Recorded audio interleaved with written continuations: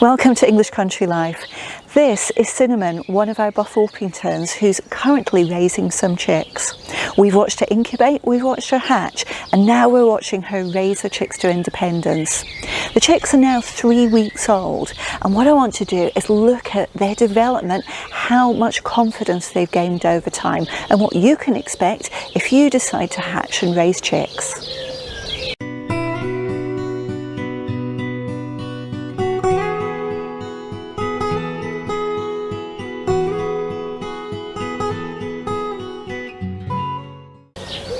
Welcome, my name's Fiona. We're working with the brilliant podcasters Chrissy and Holly, who are Coffee with the Chicken Ladies. A link to their podcast is in the description below.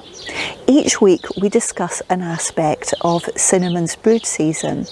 We've gone through her incubation period, we've gone through her hatch, and now the chicks are 3 weeks old. Now, to begin with, the chicks weren't very bold at all. They were really quite clingy to Cinnamon as their brood hen, but now they're everywhere. What I want to do is take you through how that's progressed, but I also want to talk about how my confidence in them has increased, because when they're hatched, they're really very fragile little things, so I'm constantly on edge. But now they're really robust little creatures and they're everywhere. So let's get started.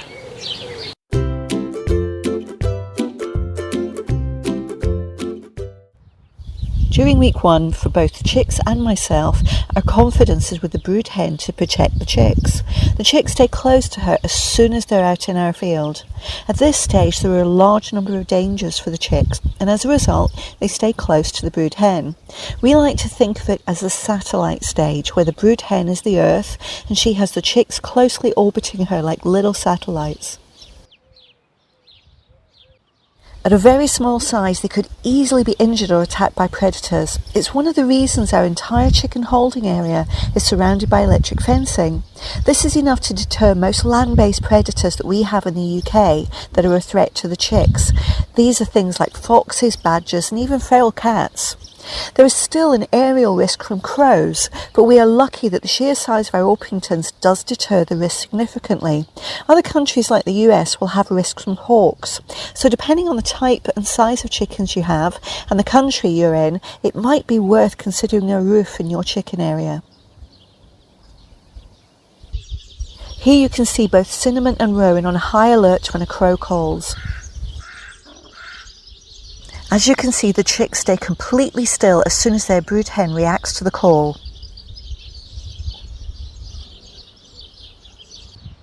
In week 1, the biggest risk by far to the chicks are crush injuries, and I'm on constant high alert looking for things which could hurt them.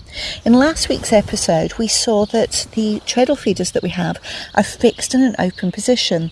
This stops the risk of the lid or the treadle itself coming down on their fragile little bodies. The other risk that we can't do anything about is from the brood hen herself. Brood hens are great for chicks as they keep them warm, feed them and make sure they've got enough to drink, but it's possible that they can crush the chicks.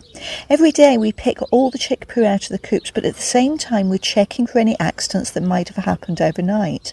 The chicks do sleep under Cinnamon, and it's possible in the first few days that a crush fatality might occur. Frankie is the exception to the rule. She's a hen that sustained a serious head injury from her brood hen who stepped on her head as a chick. She made what we can only describe as miraculous recovery and has become a great asset to her team, raising broods of her own.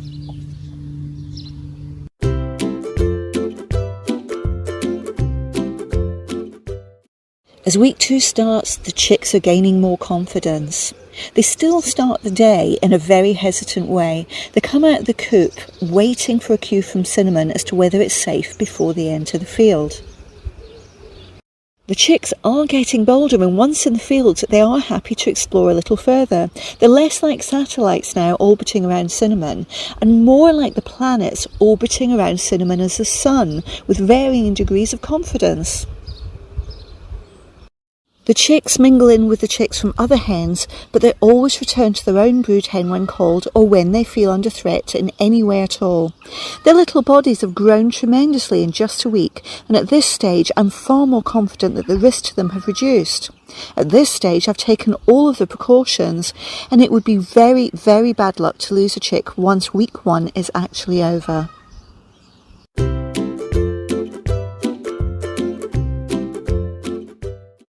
By week 3, the chicks are racing out of the coop in the morning, keen to be hand-fed treats. Their size has increased tremendously, and this means they're now tough little creatures. They're still chicks and they're still small, but they are much larger than at hatch. In terms of roaming, they're now bold explorers, keen to explore the outer space well beyond the gravitational pull of their brood hen. This little chick has ventured a long way from her brood hen. It's actually one of Frankie's, but you can see how bold they are at 3 weeks and how far away she's happy to roam.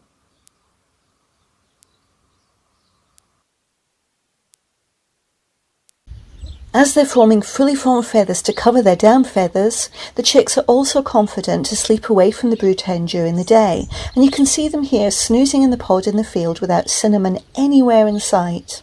They do still sleep under Cinnamon in the coop at roosting time, but for a little siesta during the day they're confident not to seek her out. That's how Cinnamon's chicks have developed over the first 3 weeks of their lives, and I hope you can see they've gone from these fragile little things to really robust, what I think of almost as velociraptors, because they are eating everything in sight.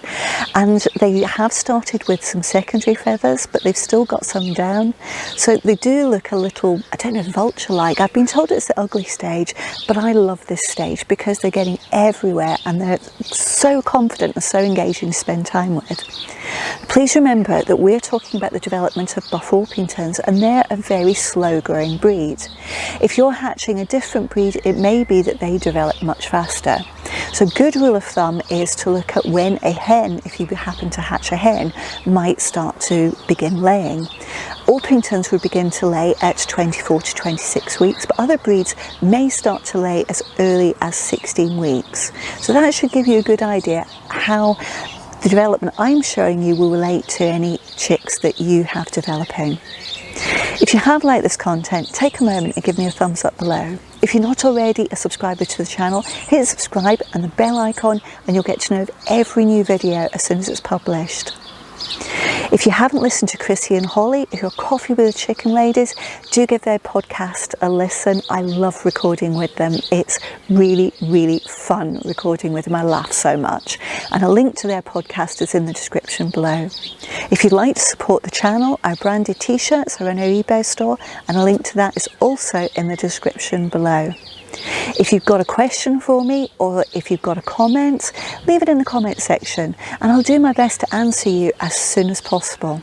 But for now, thanks for watching and I look forward to seeing you next time.